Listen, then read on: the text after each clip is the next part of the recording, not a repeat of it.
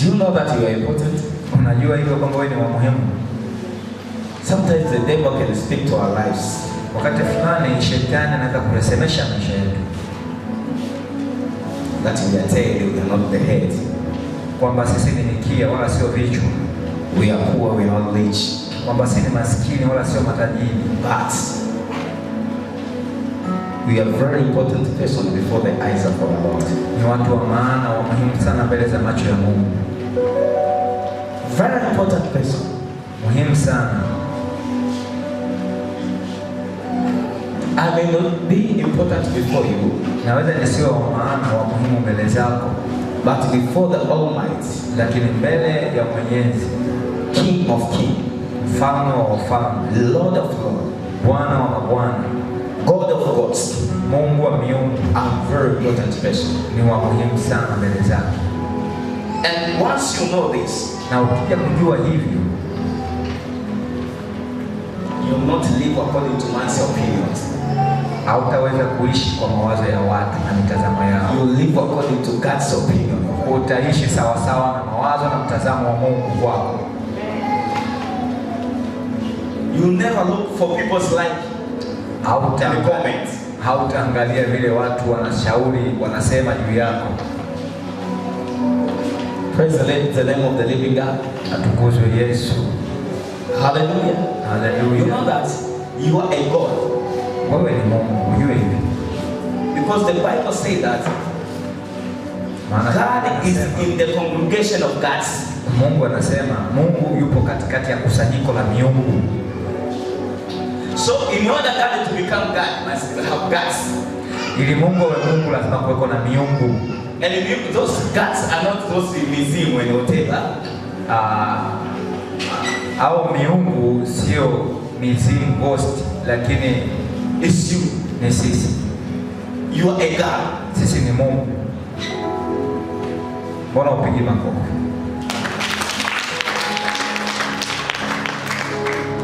Until you know that the devil will learn from you. Mpaka utakapokuja kujua, kujifahamu, shetani atakukimbia. The devil learn from the people who have the knowledge of themselves. Shetani anawakimbia watu ambao wanajijua. It's until you know who you are. Mpaka utakapojifahamu wewe ni nani. In Christ Jesus. Ndani ya Kristo Yesu. Then you live the peaceful life, the life of mandated command. Utaishi maisha ya amani, maisha ya mamlaka. The devil is a liar. Shetani ni muongo sana. And is the father of liars. Na ni baba wa uongo. Say I am an important person. Sema mimi ni wa muhimu sana. So, in order for God to become God of gods, must have God. Ili Mungu awe Mungu wa miungu, lazima kuweko na hiyo miungu. And those gods are you. Na hiyo miungu ndio wewe. I say are you. Nasema ni wewe. You may not understand me now. Unaweza usinielewe sasa. But I think when I started myself, you will understand. Nitakapoanza kufundisha utaelewa. You are a supernatural being. Wewe ni kiumbe cha miujiza. You are not a physical being. Wewe sio kiumbe kinachoonekana hivyo unavyojiona. After receiving Jesus Christ as your Lord and Savior, baada ya kumpokea Kristo Yesu kama Bwana na Mwokozi, God the Father, kama Baba, God the Son, kama Mwana, God the Father, God the Son, and God the Holy Spirit, Mungu Baba, Mwana na Roho Mtakatifu, has come and sat in you. Wakaja na kuketi ndani yako. So you are no longer you. Hivyo sio wewe tena. It's God in you. Bali Mungu ndani yako. So, if God is in you, kama Mungu yuko ndani yako, we'll never call you you, we'll call you God. Tutakuita wewe, tutakuita Mungu. Tutakuita wewe Mungu. Okay. Let me talk on this side. A child of a snake is a snake. Mtoto wa nyoka ni nyoka. A child of leopard is leopard. Mtoto wa chui ni chui. And the son, a child of God, is God. Na mtoto wa Mungu ni Mungu. It's very easy for a snake to know that I am a snake. Ni rahisi sana kwa nyoka kujua kwamba yeye ni nyoka. And I am a son of a snake. Na mimi ni mtoto wa nyoka. And because I'm a son of a snake, I'm a snake. Na kwa sababu ni mtoto wa nyoka, mimi pia ni nyoka.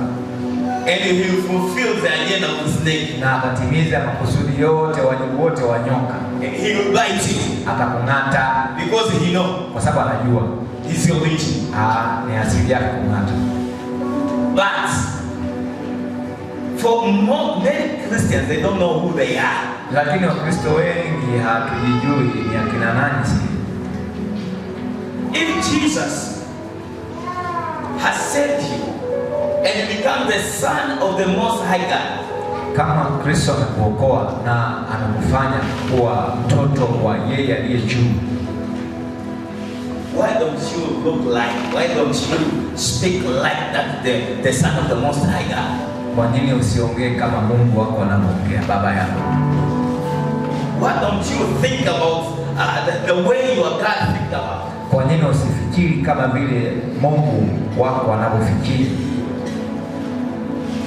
Your thinking is under the pressure of what happened to your life. Mara nyingi fikra zako, mawazo yako yanaongozwa na yaliyotokea, matukio ya maisha yako. But you are not living according to what happened. Wewe haupaswi kuishi kutokana na yaliyotokea. We are living our origin. Tunaishi asili yetu. And our origin is in heaven. Na asili yetu ni mbinguni.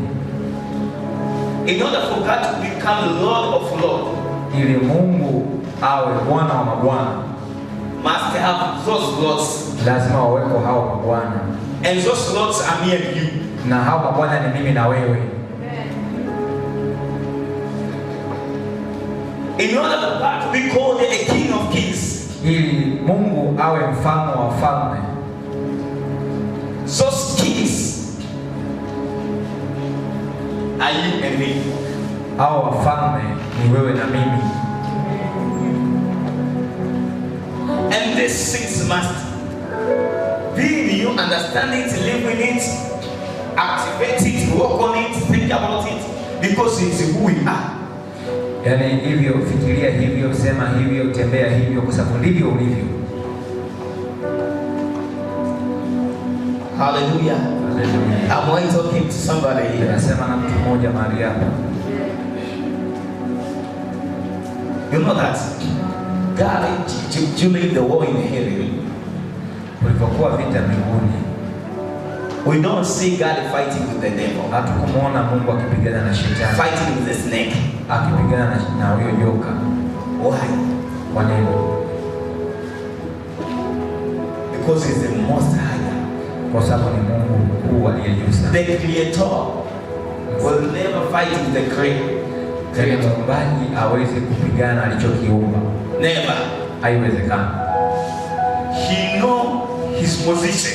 Anajua nafasi yake. So once the devil started the war in heaven, Shetani alipoanza vita mbinguni, those of the same level angels, wale walio wa saizi yake, wale malaika, Angel Michael, wale kama malaika Mikaeli and other angels, na malaika wengine, joined the war because at the same levels. wakaanza kupigana kwa sababu wao ni level moja.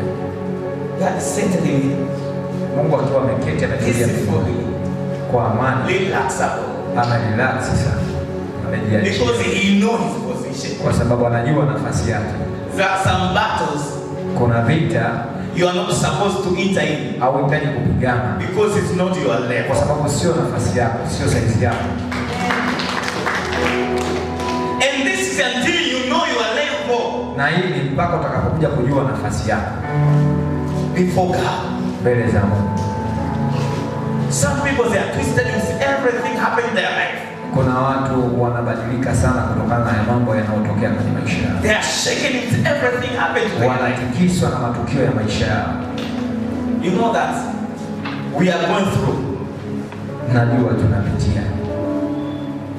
The word is through. Neno kupitia au mapito. Yes.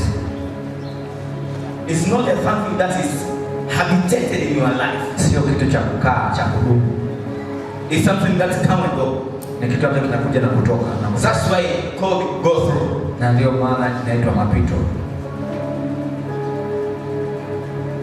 Mapito is like a guest in your house. Ni kama tu visitors. Mgeni katika nyumba yako. Say come and go. Wanakuja na kuondoka. Sema mtu wa rohoni. Kwa maana ya kwanza sema mtu wa rohoni. You may say pastor, leo nimekuja na ujumbe mtu wa rohoni wangu. I'm already saying, nimeshasema kuanzia mwanzo. Kama alivyo baba yako ndivyo ulivyo wewe. Amen. Hili jambo lisiwe party time, liwe ni maisha yako. Leo nikija nikukwambia wewe ni mwanaume wakati wewe ni mwanamke, utanishangaa sana kwa sababu una uhakika na jinsia yako. Ni rahisi sana mtu kuamini jinsia yake kuliko kuamini nafasi yake kwa Mungu. Leo nikikwambia wewe pastor, wewe ni mwanamke, utakimbia chooni kujikagua. Si unaniamini kwamba mimi ni mwanaume? Sihitaji kwenda chooni kujikagua nijihakikishe. Shetani leo hawezi kuja kwenye maisha yako akakwambia kitu tofauti na kile ambacho Mungu amesema, alafu kaenda kujikagua. Ndio naomba toba Mungu niambie yamkini nakutenda dhambi. Unafanya kujikagua kwa sababu ya situation fulani unapitia, unashinda kuelewa huyu before God. Sema mtu wa roho. Hapa leo tutazungumzia habari za mwanaume mmoja anaitwa Balaamu. Balaamu alikuwa ni nabii. Sitaki kusema ni nabii wa Mungu au nabii, lakini alikuwa ni nabii. Mimi niseme tu alikuwa nabii. Siku moja wana Israeli walikuwa wanatoka nchi ya Misri wanaelekea nchi ya ahadi. Balaki akamwambia Balaamu, akamwambia Balaki alikuwa ni mfalme. Akamwambia wana Israeli wanataka kukatiza hapa. Naomba uwazuie wasipite hapa. Lakini ile ndio njia ambayo Bwana anataka kupitisha watu wake.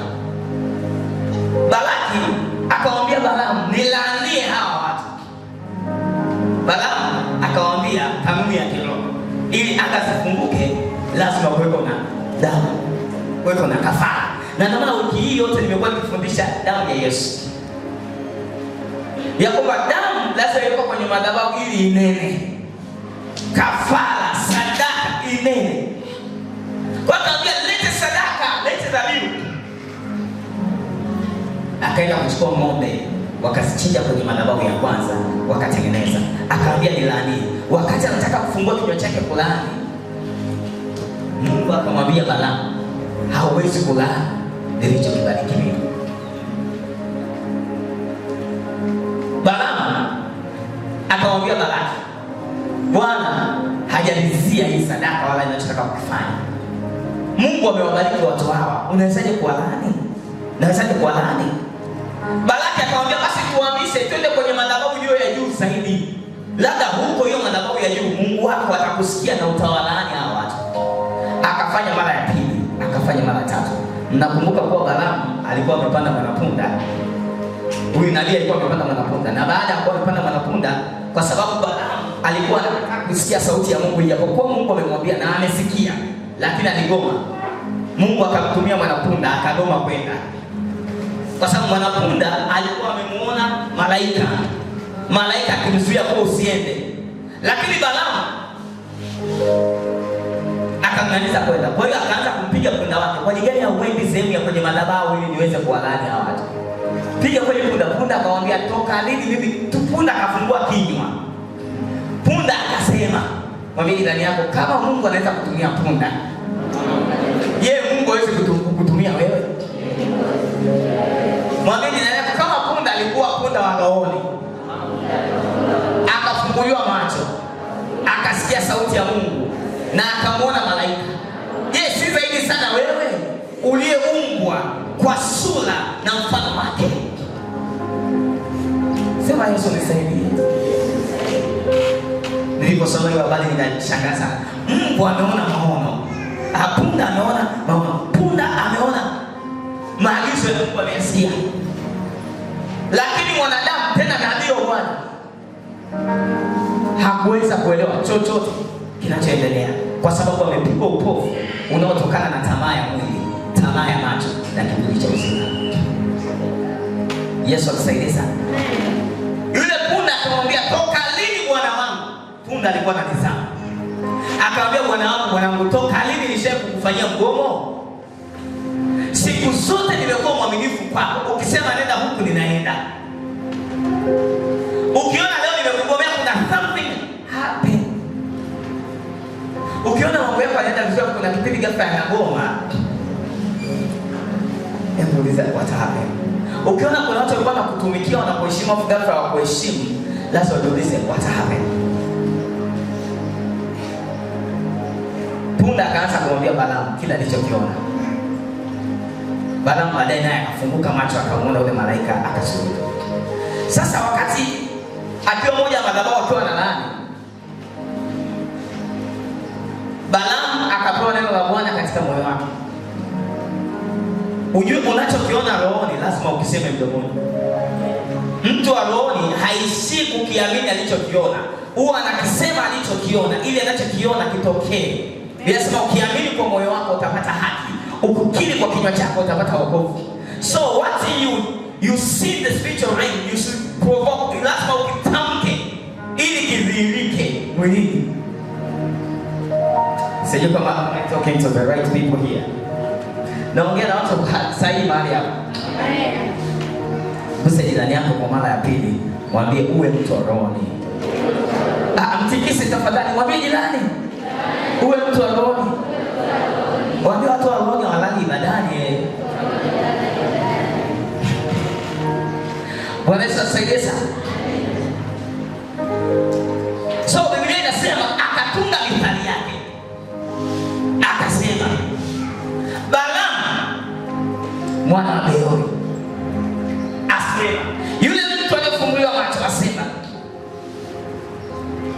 ikabidi Balaamu ilikana kwamba anasikia methali, lakini by the way aliamua kutumia ule msemo, lakini ilikuwa ni unabii wa kile halisi anachokiona Balaamu. Lakini akaamua kusema natunga methali au natunga kitendawili lakini haikuwa kitendawili, ilikuwa ni prophecy of what he saw, kwa kile alichokiona na kile alichokisikia.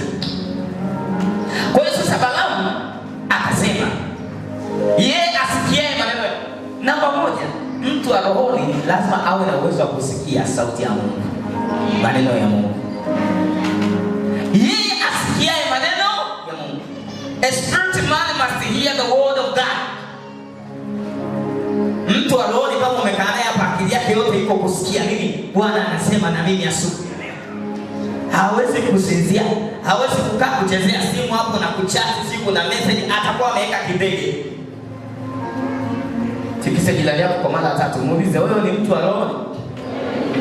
Mwambie kama ni mtu wa rohoni, utakuwa na uwezo wa kusikia maneno ya Mungu katika roho yako. Hapa Balaamu hakusikia maneno ya Mungu katika sikio lake la kibinadamu, alisikia maneno ya Mungu rohoni. Anasema asikiaye maneno ya nani? Ya Mungu. So namba moja, mtu wa rohoni anasikia nini? Maneno ya Mungu, the word of God. Anaweza kusikia. Unaweza ukasoma maandiko yako, lakini ukasikia kuna sauti inatoka kwenye andiko inakuja rohoni mwako. Unasoma mwenye chumbani mwako, lakini sauti inasikika kutoka kwenye andiko. Ukiona unasoma Biblia paragrafu nzima alafu hujasikia sauti ya Mungu kwenye hicho unachokisoma, wewe sio mtu wa rohoni. You are a carnal man. Wewe ni mtu wa mwili kabisa. Kela lakini mtafanyaje? Ukiona unasikia mahubiri mwanzo hadi mwisho, wengine wakasema Bwana amezungumza nani, amekisemesha tumebarikiwa. Wewe ukatoka kwenye yale malango, usielewe ulivyoingia walivyotoka, umetoka tu. wewe sio mtu wa rohoni, ni mtu wa mwilini. Sema ndio.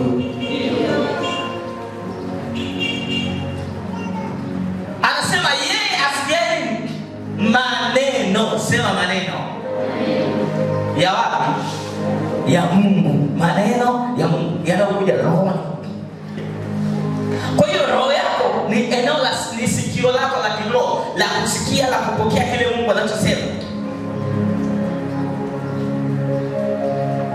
Si kwa sababu huyu alikuwa ni nabii, jifikie ni nabii lakini wa Agano la Kale. Sisi ni zaidi ya manabii wa Agano la Kale. Biblia inasema zama hizo, enzi hizo Mungu alisema na wazee wetu kupitia njia mbalimbali, kupitia manabii, lakini sasa Mungu anasema na sisi waziwazi kupitia Kristo Yesu. Kwa hiyo sisi tuna uwezo wa kusikia sauti ya Mungu zaidi kuliko watu wa enzi zile. Wewe ni bora kuliko Musa. Wewe ni bora kuliko Yeremia. Ndio pale ninaposema usipojijua tatizo.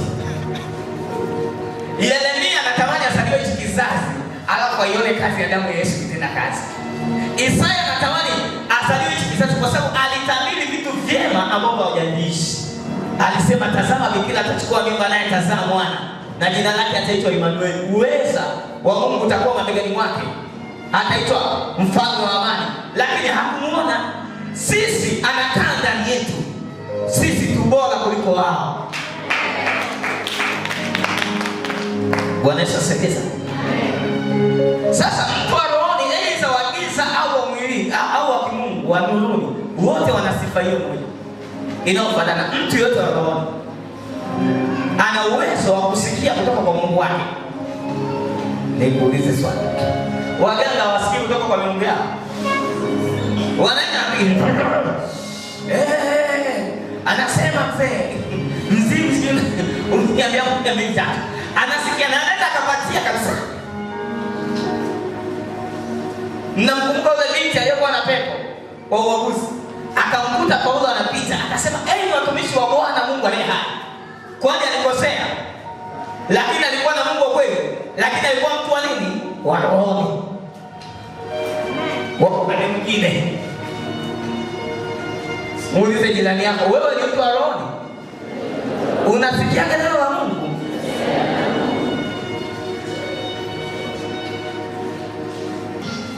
Bwana Yesu asifiwe. Sasa kelima ni tunakaa na watu wa rohoni wengi sana. Wagiza wana uwezo wa kusikia nini cha kufanya ili kukuharibia maisha, lakini wewe uwezo kusikia nini cha kufanya ili kuharibu chapa. Alafu nasema neema ya Mungu inatosha. Sisi tunajua mambo ya kujua mambo mengi ya rohoni. Sisi ndani tunakaa ndani ya Kristo, Kristo anakaa ndani yetu, full stop. Hujatosha kwa mtu wa rohoni kwa staili hiyo. Yesu atusaidie sana. Mtu aliyezoea kusikia, ngoja kwa Sauli, mfalme Sauli alikuwa ni mtu wa rohoni mara ya kwanza na akawa anaweza kusikia sauti ya Mungu kupitia Mungu au kupitia manabii wake.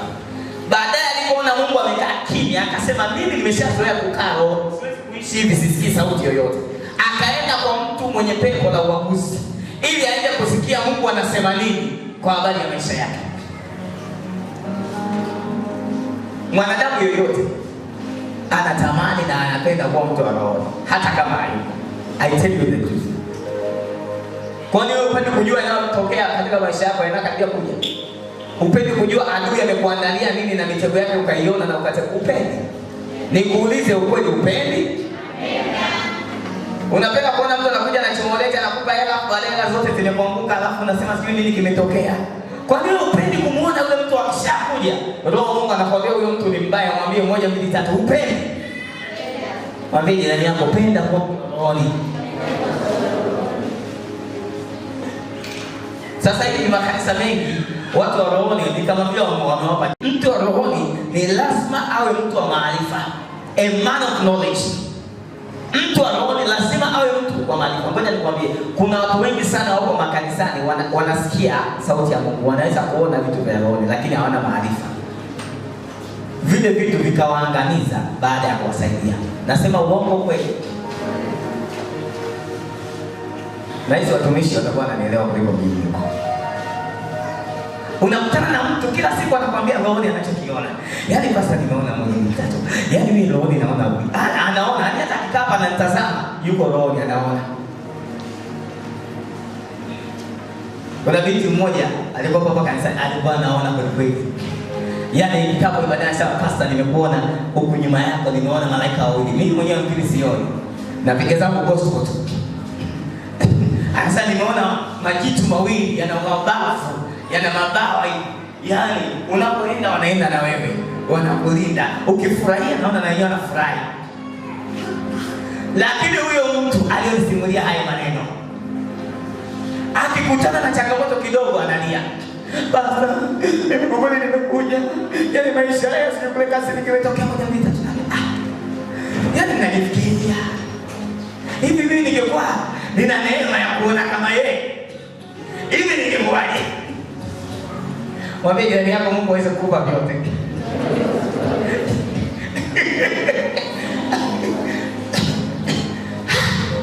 Binti yangu mwingine alikuwa hapa, wengine mnamjua.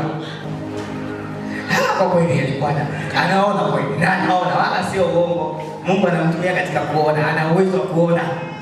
Akikati anaona. Mnapiga hivi story tayari ameshaona. Kwa pastor, ninaona hivi. Na anachosema ni cha ukweli, hadanganyi.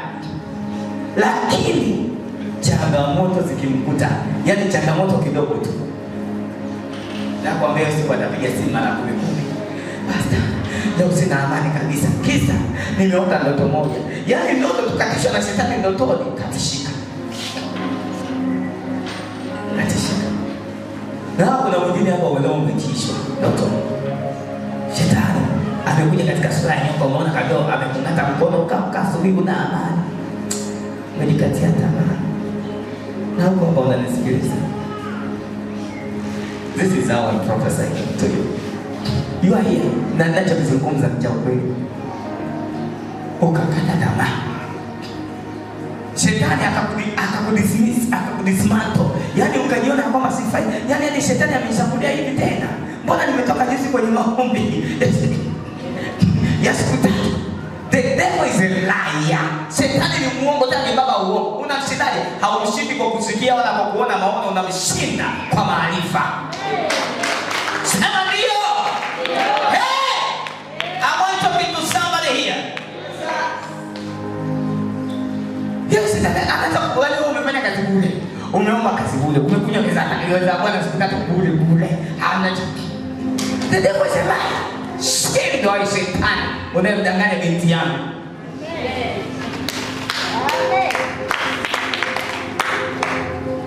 I'm talking like now kana mtu mmoja, hiyo ni prophecy ya mtu mmoja ambaye yeye ameota hiyo ndoto.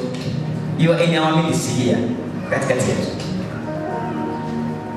Kuna mtu hapo kutokea eneo la Songea, unatokea Songea? Kwani Songea au asilieni au umeshaishi Songea? If you are here. Naona mkono kule. Sasa wewe uje tu hapa, usikae huko na watoto. Basi kaa huko na nisikia. Nikisitaka kuzungumza hapa maneno haya. But there's challenge in your life. Naona changamoto kubwa.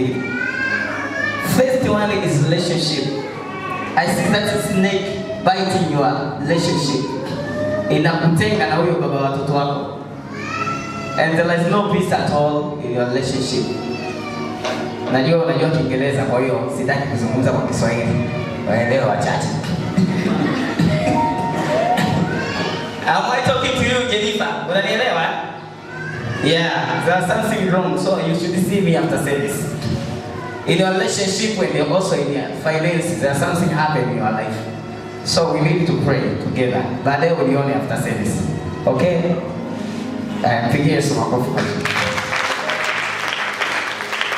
So mtu arooni namba 2 ni lazima auweze kuwa na maarifa, kupambanua maarifa ya roho. Sio kitu unachokiona ndotoni ni halisi. Hata kama ndoto ni sauti, sio kila sauti ya ndotoni ni ya Mungu.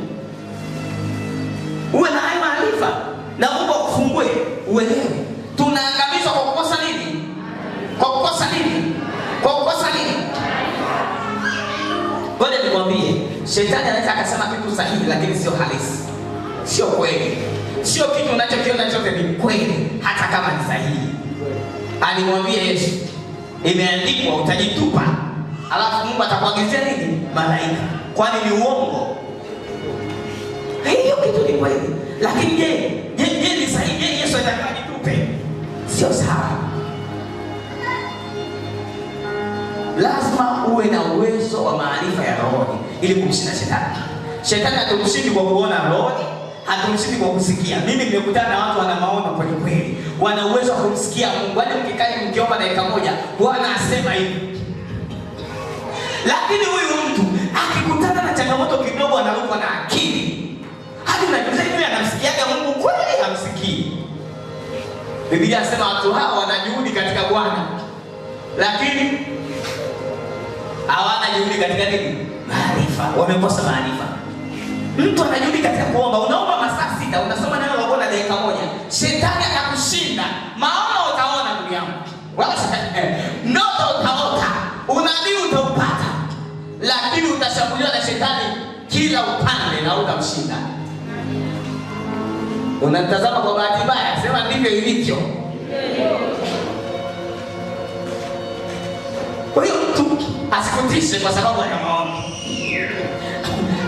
Asikutishe kwa sababu ana, of course ni nzuri sana kusikia rohoni. Hata mimi nakuombea leo hiyo neema katika jina la Yesu. Lakini uwe na maarifa ya kupambanua unachokisikia. Ngoja nikwambie hivi, poto wewe ni si poto ni kwa Kiswahili. Ni kama vile mlango wa kiroho ambao wewe ni mtu wa rohoni, kwa hiyo unaweza kusikia kwa shetani na unaweza kusikia kwa Mungu. Kwa hiyo lazima uwe na maarifa ya kujua huyu ni Mungu anasema au ni shetani anasema. Kama ni Mungu angemwambia Yesu, "Jitupe mwanangu uone uweza wangu." Yesu akajitupa kwa sababu angejua kupambanua. Unasema pastor, ngoja mwambie, tai mtoto wake si anaweza kumwachilia. Anamrusha juu alafu anamtupa. Anaambia shuka. Mtoto wake anashuka na kitabata akiona anaenda kadia kwenye mwamba anadondokea kichwa anaenda na mdaka tena. Si mwanana. Kwa hiyo kama ni Mungu anasema kitu, utaweza kupambanua sasa na maarifa.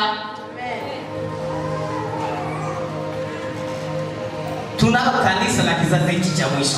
Halina maarifa. Ila linataka kuwa la kiroho. Kwa hiyo kiroho chao kinategemea maono na ndoto. Maono, ndoto. Maono, ndoto. Mguse jirani yako kwa mara ya 4, mwambie uwe mtu wa rohoni. Kwa hiyo sasa tumesema nini? Namba moja nini? Namba moja tumesema moja mbili tatu. Namba moja anakuwa na uwezo wa kusikia maneno ya nani? Ya Mungu. Namba 2 lazima awe mtu wa nini? Wa maarifa. Bwana Yesu asaidie sana.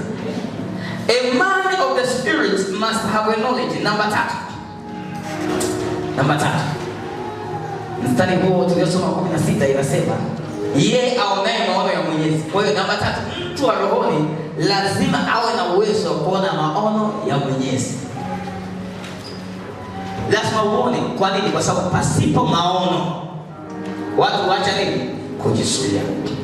Na pia watu hupotea. So you need to have a vision. Biblia inasema itakuwa katika siku hizo nitamimina roho yangu juu ya wote wenye mwili. Na wana wenu watafanya nini? Watatabiri. Vijana wataona nini? Maono. Wazee wataota nini? Ndoto. Kwa hiyo wewe mtu wa rohoni, wewe mwaka mzima wote ndoto. Mtu anaambia pastor mimi siotaki ndoto. Hadi unajiuliza hivi huyu ana exist duniani au hayupo? Maana haoti ndoto, haoni maono, asikii sauti ya Mungu. Yeye anaenda. That is a problem.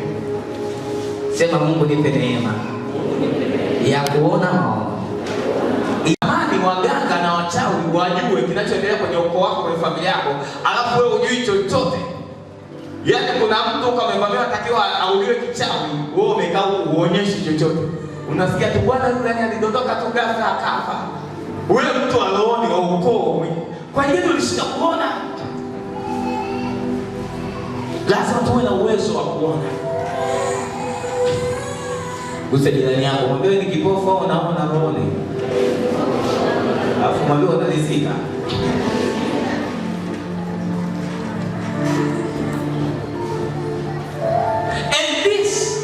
Uwezo wa kuona sio swala la watu fulani, sio maneno. No. Mtu yeyote wa rohoni, as long as umeokoka, as long as umebatizwa kwa Roho Mtakatifu, una uwezo wa kuona. Nataka hiyo kalama ya kuona. Mwambie Mungu, mimi nataka nione. Wale waliona na mimi pia. Kwa sababu naye pia ni mwana wa Mungu. Lazima uone. Uwe na uwezo wa kuona. Sasa wewe wiki imepita, mwezi mzima, mwezi wa kwanza hujaona chochote. Mwezi wa pili hujaona chochote. His friend discouragement in the life of Christianity. Mtu rohoni furaha yake ni kuona, kusikia kile kitu Mungu anamuonyesha, anamsemesha. Kuona ila za shetani, sio lazima tu kuone. Ndio unaona ila za shetani, unaona shetani anapokupangia mipango. Unaona watu wanapokusema rohoni. Unamwona rafiki yako, mwandani wako anapokaa kikao cha siri kukuzungumza, alafu anasema nimeshamjua rohoni, anipi shida. Unye mtu ukishamjua rohoni, utajua kuishi naye. Sasa watu wengi sana tunaamini au tunaoana kila siku kwa siku ni watu wema, lakini ungemjua rohoni usingekaribia naye. Ungemjua rohoni usingefanya naye biashara. Ungemjua rohoni usingekubali kuvisha hiyo pete ya uchunga. Hapo maneno haya mazito kidogo. Binti mmoja kaniambia, pastor, nilipata mchumba. Sitamtaja yuko hapa, lakini siri yangu mimi na siri ya ofisi. Nikaambia niame. Sasa mchumba akaja. Hata kuelewa ameingia naye vipi kwenye mahusiano. Ghafla, yasa pastor, hata nikitrace back. Sijui nilianzaje mahusiano naye.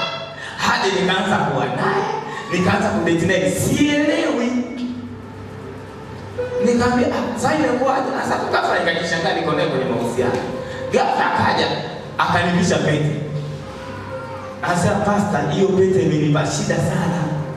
Shida sana. Siku moja nimekaa naona magoegoe tu, akachomoa ile pete na sio nini, akajisikia Mungu alikuwa anamsaidia, akaenda kuitupa chooni. Rafiki yake akaanza ugomvi. Wewe kwa nini pete yangu umeifanya hivi? Lakini ile pete haikuwa ya mwilini tu. Kimwili alitupa, lakini rohoni ilikuwa hivi. Hadi siku alipokuja ofisini kwangu kumfanyia maombi, wakati namuombea nikaona pete, kwa hiyo nikachomoa hiyo pete kiroho. Wakati nachomoa ndo pete yangu unaiweka. Kwa hiyo mwilini alikuwa ameitupa, lakini rohoni ilikuwa hivi. Ungalikuwa mtu wa rohoni, usingalikubali hata kushike mkono. Kuna watu ukiwafahamu hata kukaribiana nao huwezi kukabiliana. Lakini tumekuwa watu wa mwilini sana. We after money, tunahangaika kutafuta pesa, tunahangaika. Unaweza kukutana kitu kizito kwenye pesa ukafilisika ndani ya siku moja kwa sababu uwe sio mtu wa roho. Mtu wa roho ni namba 4. Ni mtu wa ibada, is a man of worship. Is a man of worship. Mtu wa ibada na zabibu. Mtu wa ibada na zabibu. Mtu wa roho. Kuna mtu anaomba sana, lakini kutoa hawezi kutoa. Anaweza kaomba sana, lakini kumfanyia Mungu ibada, kumwimbia, kumchezea kwake anaona ni najisi. Ila yeye kuomba anaweza kaomba kufanya mambo yote kufanya. Biblia inasema hapo mstari wa 16 huo, akianguka kifudifudi amefunguliwa macho. Neno kuanguka, kumbuka nilishatoa maana. Neno kuanguka maana nini? Kuabudu, worshiping. Yes, nao malaika kule mbinguni wanaanguka wakizivua taji zao wakisema mtakatifu mtakatifu. Kwa hiyo hapa tunaona Balaamu licha ya changamoto zake zote, lakini alikuwa ni mtu wa ibada na zabibu. Na ndio maana wakati Balaki anasema nilaania taifa la Israeli, akaambia namba 1, tujenge nini? Madhabahu. Tutoe sadaka. Muulize jirani yako, unayo madhabahu? Na kwenye madhabahu kuna sadaka yako? Mwambie hazina yako ilipo, ndipo moyo wako ulipo. Mwambie kama kwenye madhabahu hakuna dhabihu yako. Sitaki kuambia kinachofuata, nini kinatokea. Hazina yako ilipo ndipo moyo wako ulipo. Ili moyo wako uwepo kwenye hii madhabahu na madhabahu ikunenee mema, ni lazima dhabihu yako iwepo kwenye madhabahu. Hiyo ndugu yangu, hiyo iko. It's must. Ili madhabahu iweze kunena kwa sababu yangu, ni lazima dhabihu yangu iwepo hapo. Ndio maana Mungu wakati anataka amtumie Gideoni alimwambia kwanza bomoa madhabahu. Madhabahu za Baali zilizokuwepo zilikuwa zinasababisha wewe Gideoni na wazazi wako muwe na roho ya unyonge, umaskini na kujiona mwezi. Kwa hiyo bomoa kwanza ile madhabahu. Alafu ukijenga madhabahu italeta ujasiri. Baada ya Gideoni kubomoa ile madhabahu ya baba yake, ghafla akawa na ujasiri. Na alipoamka asubuhi, baba yake anafuatwa na watu. Wanamwambia kwa nini umembomoa Mungu? Kwa nini mwanao amebomoa Mungu wetu? Baba yake ndio alikuwa kuhani wa madhabahu. Akasema kama Mungu wenu basi angejitetea. Mbona hajajitetea? Basi Mungu wenu ni dhaifu. Siku zote yeye ndio alikuwa kuhani wa kuihudumia hiyo madhabahu. Lakini ilipobomolewa akapata ujasiri. Madhabahu inaweza kuzungumza. Inaweza kushape maisha yako. Kuna watu hapa maisha yenu yanabadilika kwa sababu ya madhabahu. Usije ukajipa credit ukasema nina bidii. Ndio pastor. Asante sana, mpeni makofi yake mazuri mama Neema. Sema ndio. Usalini nimetoboa tumini na bidii. Basi toka kwenye madhabahu. Ishi maisha yako, fanya nini? Unaweza kufanikiwa lakini ukapigwa na shetani maeneo mengi sana. Madhabahu ina tabia kuongea. Kwa sababu Biblia inasema Yakobo, hata wewe toa sadaka mahali nilipopachagua mimi, kwa sababu nitakuja kukubarikia hapo. Kwa hiyo Mungu mwenyewe anaagiza wana Israeli, msitoe sadaka kote, toeni pale nilipochagua. Maana yake nilipoketisha jina langu, maana nitakuja kukubarikia hapo. Sasa kama wewe uko hapa mjini, haijulikani madhabahu yako iko wapi. Una washirika, ni washirika sitaki kutumia neno ambao hawajulikani. Wakisikia amekuja Mwaa yupo, amekuja Mwaa fulani, amekuja sijui na nini yupo, na anaenda kisirisiri huko. Eneo lolote unaenda kisirisiri sio sahihi. Amen. Kama yuko Mungu wa kweli, watu hapa hebu muangalie jirani yako, mwambie unaliaga kweli, lakini unaliaga kwa sababu ya matatizo, sio kwa sababu ya ibada.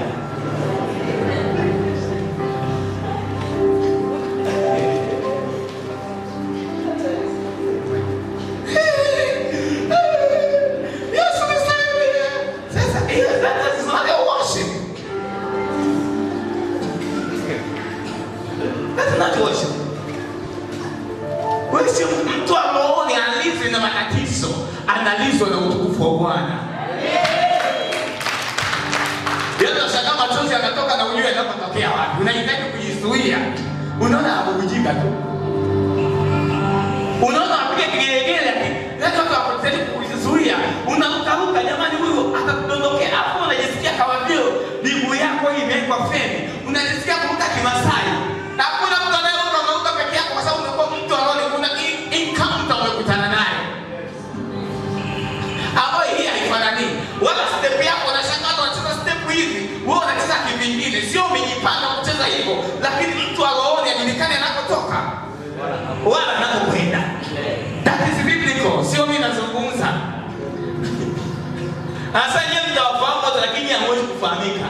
Hamtaweza kutambulika maana mjulikane mnakotoka na mnakokwenda kama upepo. Sema ndio pastor. Ndio pastor. Kwa mara ya 8 mzee jirani yako, wewe mtu aroone. Mara yako ya mwisho kulia mbele za Bwana lini?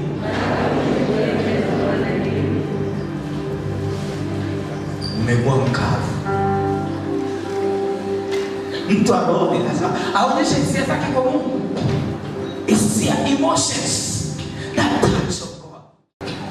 Sasa wewe utakuja mtu aroone, umekuja kwenye ibada, umeupala. Yaani mtu anakuja kwenye ibada hiyo face. Makeup, wanja, zima lipstick. Hivi hata kama kuna wachozi Mungu anataka kuyaelimisha. Yaani ukikuwa machozi ya watakatifu yanachukuliwa kwenye chombo, yanapelekwa enzini kwa Mungu. Lakini hiyo ni ajabu. Sasa mabinti tena mabinti uweka na kopi, nataka niwaambie ninyi, msifuate kila kinachotokea duniani. Mnisikilize. Kama usiseme kuna kanisa lile kuna kope. Ni yeye, kila mtu ana mbegu yake. Achaneni na mambo ya dunia. Sio kila kinachotokea kwenye mtindo wa maisha nao unakifanya. No. Kanisa lazima liwe na sura ya kanisa. Wakristo lazima tuwe na sura ya Wakristo. Usiseme ni pastor umepita na wakati, sijapita na wakati, ona nionaje. Niko on time sana. Amen.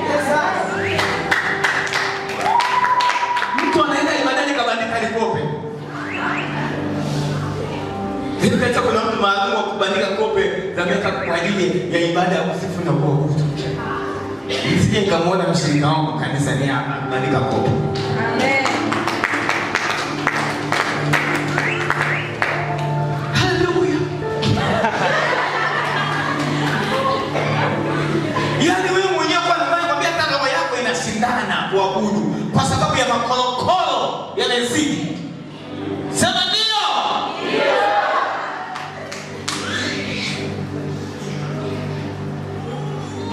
Wewe hujawahi kukaa masaa mawili na kujipa Mungu, lakini unakaa masaa 6 kujipanga. Hili kanisa la ajabu sana, kanisa la siku za mwisho. There are too much of the things of this world. Biblia inasema wala msifuatishe namna ya dunia hii, bali mgeuzwe kwa kufanya upya nia zenu.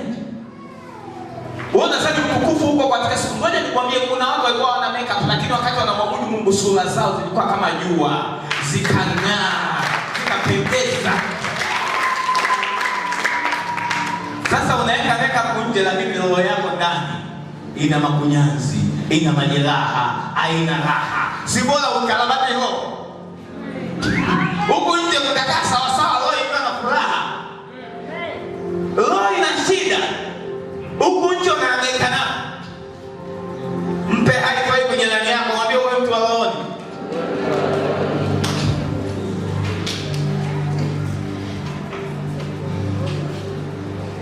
Msitamani jamani dunia. Mtu akipenda dunia kumpenda Mungu kwa ndani yake. Kuna kiwango cha upendo wa Mungu kinapotea, kinapungua kwa sababu people they are very busy for the sake of the flesh. Unahangaika, unaenda unaweka mguu kwa kijana. Nisugue miguu yangu. Nipake na niweka nikucha, bandika nikucha lele kule. Mungu alikupa kucha zako hizo kwa sababu anajua zinakutosha.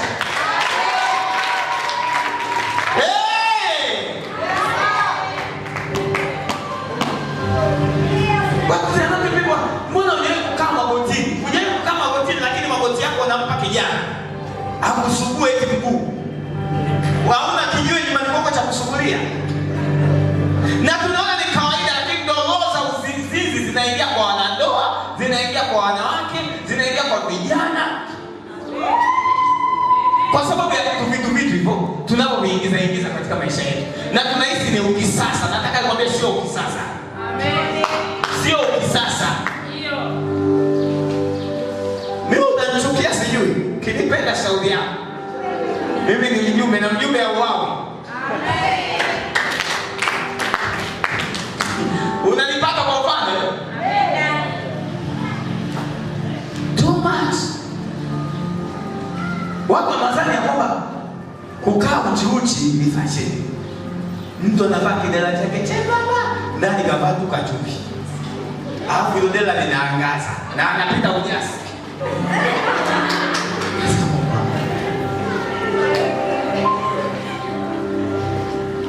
Unatafuta nini?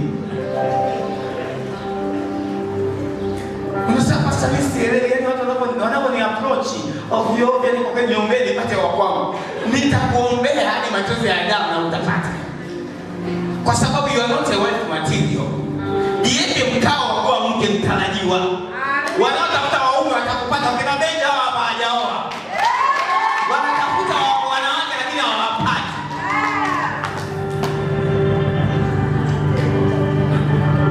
Unakuta kwa nini hujaona kanisani? Vijana ndio wanaenda kuoa kwa huyu. Kwa sababu ndio mwingine pia mmezoeana sana. Weka mipaka wa dada na wakaka wa kanisani. Mwenda unafika kitu usipitilize. Yaani mtu hata kama bwana akisema wewe ni mke wako unagoma. Tumezoeana maana mlikuwa mnapigana stori za ujinga, unawaambia na wewe mambo yako yako nyuma, yaani hata Mungu akisema ndio mume wako unagoma. kwa sababu kuna mazoea yaliyopitiliza. Wadada na wandugu, mwenye mkaka, ili mtu akipata maono akija kusemesha usemi ni utani, utaanza kuchukia. Lakini wewe mtu akisema hivi unatania nini? Yaani umeshaanza kumwambia mtu hiyo lugha, utampokea kweli katika maisha yako? Naiweka kama picha. Kazi yako ni kuitazama ile vision, sio kutazama changamoto. Ni kweli ni miaka 7 umeona, lakini si sasa. Lakini unakutana na changamoto, unatazama ile vision. Ukutana na mapigo, unatazama ile vision ili uendelee kuishi hadi upate unachotakiwa kukipata. Hadi majira ya Bwana yatakapofika. Na tazama, lakini si sasa. Akasema nyota itatoka katika Yakobo, nyota itatoka katika nini? Yakobo, na fimbo ya enzi itainuka katika Israeli, nayo itazipiga pembe za Moabu na kumvunja-vunja na kuwavunja-vunja wana wote wa Ghasia. Haleluya, haleluya. Sasa nakumbuka hii nyota inayotabiriwa hapa na Balaamu ni miaka 1000 na huko kabla hata Yesu hajatokea. Na Yesu anaitwa nyota ya nini? Ya alfajiri. Si ndio? Katika kitabu cha Mathayo 2 utasoma mwenyewe. 2:1-12-11. Lakini hapa ni habari za mamajusi. Mamajusi waliopata habari ya kuwa Yesu amezaliwa waliona nini? Nyota. Katika Mathayo 2:2 nasema, yuko wapi yeye aliyezaliwa mfalme wa Wayahudi? Kwa maana tuliona nini? Nyota yake mashariki, nasi tumekuja kumsujudia. Kumbuka mamajusi walikuwa ni wataalamu wa astronomy, mambo ya nyota, mambo ya mwezi. Lakini walikuwa ni watu wa roho, maana alikuwa anaweza pia kutafsiri aina ya nyota na kuelewa. Mwambie jirani yako, tamani kuwa mtu wa roho. Waliona nyota, wakaifuatia ile nyota. Wakaifuatia ile nyota hadi walipofika katika lile holi. Wakaenda kumsujudia mtoto, wakaenda. Na walipoenda kufanya wakasujudu. Watu wa roho wanafanya nini? Ibada. Alafu wakatoa na dhabihu, uvumba, mane, fedha, dhahabu. Sema watu wa roho wanatoa. Hawajioneani huruma. Ngoja nikwambie, kila mtu mkubwa wa roho unayemuona alitoa zaidi. Kuna uhusiano kati ya utoaji na hali yako ya kiroho. Mwambie jirani yako kwa kutazama kwa macho makavu. Kuna uhusiano kati ya hali yako ya kutoa na hali yako ya kiroho. Kuna uhusiano. So giving is showing how as you are surrendering. Yaani uwezo wako kutoa unatuonyesha namna gani moyo wako umevunjika mbele za Mungu wako. Kwa hiyo kama unamnyimia Mungu kitu kutoa, maana yake inatuambia bado hujasurrender mbele zake, na uamini kama Mungu huaga anawapaga watu vitu. Maana heri kutoa kuliko heri kutoa. Sema ndio pastor. Ndio pastor. Ufunuo Yohana 22:16 anasema, mimi Yesu nimemtuma malaika wangu kuwashuhudia ninyi mambo hayo katika makanisa. Mimi ndiye niliye shina na mzao wa Daudi, ile nyota yenye kung'aa asubuhi. Yesu anajitambulisha kama nyota yenye kung'aa ni asubuhi. Lakini kumbuka, kabla hajazungumza habari za nyota, mtu wa kwanza kutabiri habari za nyota hiyo ni nani? Balaamu. Huyu ni Balaamu ambaye mpunda wake alimsemesha, alimgomea kweli. Huyu ndo akapata ufunuo na unabii, akatangaza, akasema, ninamuona lakini si sasa, ninamtazama lakini si karibu, nyota itatoka katika Yakobo. Watu wa rohoni wanaweza kukusoma, wakaona nyota, wakaona utakuwa nani, wakaanza vita na wewe. Yamkini tangu huko tumboni au ukiwa shuleni, kuna watu watakuona. Binti yangu mmoja yuko hapa, akaniambia, pastor, nilikuwa na akili sana darasa la kwanza la pili, nimeenda hadi shule ya msingi, nilikuwa naongoza darasa nafanya vizuri. Kufika sekondari mambo yakaanza kuadilika. Lakini wakati namuombea, huyo mtu mmoja, mwanafunzi mwenzie, akatokeza ndani yake, akaanza kusema, ni mimi hapa. Nikaambia kwa nini? Akasema, pastor, usiniondoe, maana ninaishi kwa sababu ya nyota yake.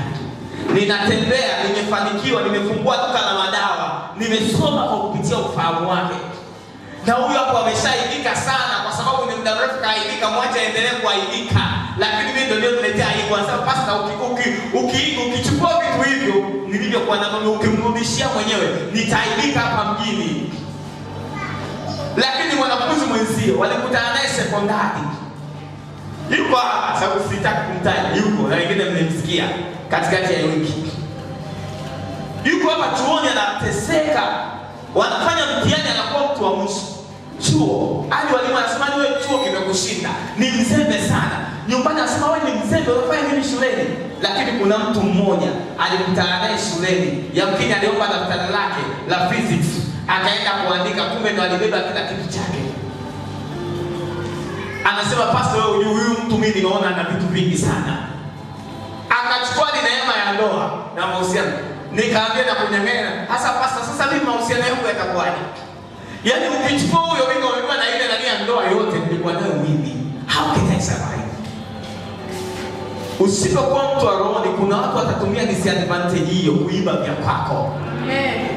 Biblia inasema mpanzi alipotoka kupanda, akaja usiku adui akapanda naye magugu. Sasa bora adui apande kuliko aje kuiba na kumoa kilichokipanda. Huyo binti akateseka sana, ameishi maisha mateso. Kaambia pastor, ninaishi maisha ya aibu. Darasani mimi kila siku mkeka kutolewa kozi weki wa mwisho. Siyo test tukifanya mimi niko pale. Neema ya Mungu tu, niisha disco, lakini sijui nini kimetokea. Mfumo ukasoma tena, nikaona tena mati zangu zimepandishwa. Kwa bahati nasibu. Mwambie jirani yako kwa mara 9, uwe mtu wa rohoni. Acha mchezo. Bwana Yesu asaidie sana. Amen. Kuna watu wanaona yamkini shangazi yako alipozaliwa, alipokuja kukupokea, akakuita yeye mwana wasegitwa, akakutemea na maji ya usoni, chukua baraka zangu. Umetaisema ulaaniwe mwana kujalana. Unawezekanaje mtoto mzuri kama wewe kazaliwa kwenye familia, kila jambo na kibeba? Alipokuja akaona. Ujue mtu wa roho anaweza kuona wewe kama ulivyo. Na naona baadhi ya watumishi wa Mungu anaweza kaja mtu kachokeana kabisa, lakini akasema wewe ni mtumishi wa Bwana, na baada ya muda mchache anaacha pombe, anaacha nini, na anahubiri na kuwa mtumishi mkubwa, kwa sababu kuna kitu aliona. Jua vile vile ulimwengu wa giza pia wanaweza kaona kitu, wanakutazama, anasema huyu angejua alichokibeba, ngoja twende tukamwibie. Na maana kwenye ulimwengu wa roho kuna watu mnaijua viatu, mamlaka. Kumbe Mungu alikuumbia mtu wa mamlaka. Unaona viatu vyako vimeibwa. Wengine mnaibwa nguo za ndani, usao unaibwa. Wengine visodo vyenu vya siku zenu za wanawake. Baada ya kuibeba mambo yako yameharibika, unapata changamoto. Lakini watu wa roho walijua ya kwamba kuna kitu huyu mtu atakitoa kwa mwalimu. Kwa hiyo tushindane naye kwenye usao. Mtu anaona ameingiwa mawani, anajua ni mawani. Niliota mawani yako yamepotea ndotoni. Walikuibia uwezo wako wa kuona vitu, wa kuona fursa. Maana alikuwa anajua wewe una macho ambao ukiona kila kitu, ukiona hivi unapata fursa, unaanza kufanya kazi. People they love it, wakaiba, wakangoa. Sema je, mwambie jirani yako uwe na neema ya kuona. Kwa hiyo nasema fimbo ya enzi itainuka katika Israeli. Huyu alikuwa anatabiri Yesu Kristo kama fimbo ya enzi. Mwanzo wa 49:10 inasema, Mwanzo wa 49:10, Yuda ni mwana simba. Kutoka katika mawindo wanadamu umepanda. Aliinama akajilaza kama simba, na kama simba mke ni nani atakaye mwamsha? Fimbo ya enzi itatoka katika Yuda, wala mfanya sheria kati ya miguu yake, hata atakapokuja yeye mwenye kumiliki, ambaye mataifa watamtii. Na Yesu ni simba wa kabila gani? La Yuda. Na fimbo inamaanisha mamlaka. Yesu akapewa mamlaka mbinguni na duniani. Bwana Yesu asaidie sana. Nasema tena Bwana Yesu asifiwe sana. Amen. Nimalizia na andiko la mwisho, Warumi 4:17. Warumi 4:17 inasema, kama ilivyoandikwa, nimekuweka kuwa baba wa mataifa mengi mbele zake yeye aliyemwamini, yaani Mungu, mwenye kuwahuisha wafu, ayatajaye yale yasiyo kwako kana kwamba yamekwako. Huyu Mungu mwenye kuhuisha, huyu Mungu afufuaye wafu, ana sifa moja kubwa, Ana tabia ya kuyataja mambo yasiyo kwako kana kwamba ni kwako. Ana tabia kuwapa watu ufunuo na ndoto, kuwaonyesha miaka 10 ijayo, hata kama hakuamini miaka 10, lakini kuna picha unaiona. Usiseme Mungu ni muongo. Mungu hajayuko mwanadamu atadanganya. Kila vision aliyokupa, kila unabii uliopewa, kama umetoka kwa Bwana utatimia. Usipate utatimia. Shetani apende asipende. Ngoja nikwambie, Herode alitaka kuharibu unabii, lakini ulitokea. Yusufu mwenyewe alitaka kumkimbia mke wake aharibu unabii, lakini malaika wa Bwana akamwambia usimwache mkeo, maana mimba yake ilikuwa uwezo wa Roho Mtakatifu. Nenda kamtunze, maana huyo ndio yule Masia aliyetabiriwa. Hakuna mtu anaweza kuua unabii wa maisha yako. Amen. Mungu ameyataja sio kwako kana kwamba yamekuwa. Mungu amesema wewe ni nani? Mungu alizungumza naye miaka 6 iliyopita kwa habari ya maisha yako. Kitu gani? Mbona umesahau? Mbona ukikiri tena? Mbona ukitazami tena? Mbona ukioni tena? Unamwambia Mungu niambie kitu kipya, wakati alichokuambia ukitazami. Why?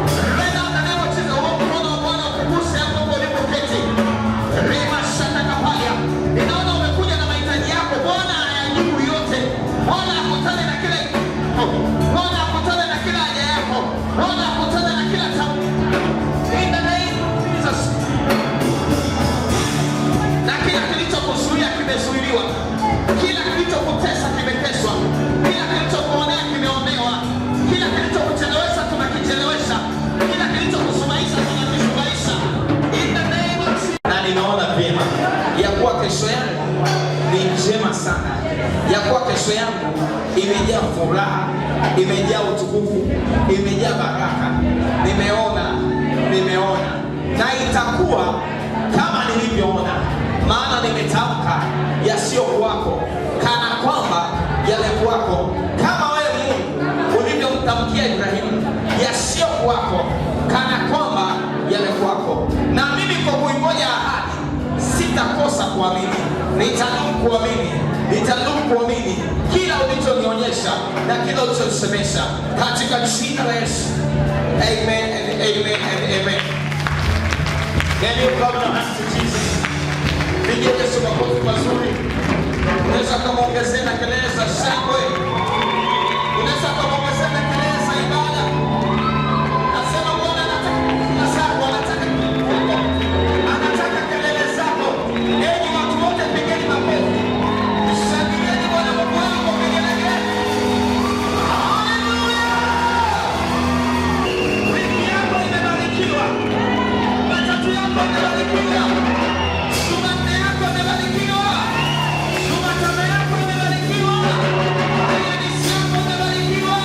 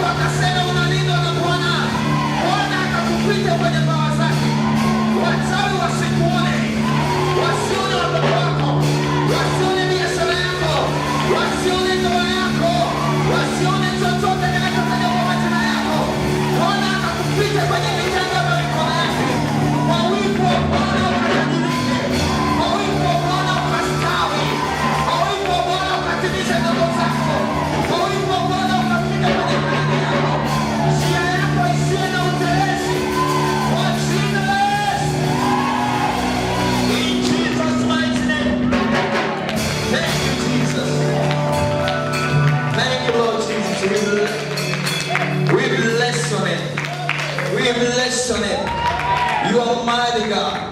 You are awesome God. You say what you say because you are able to say.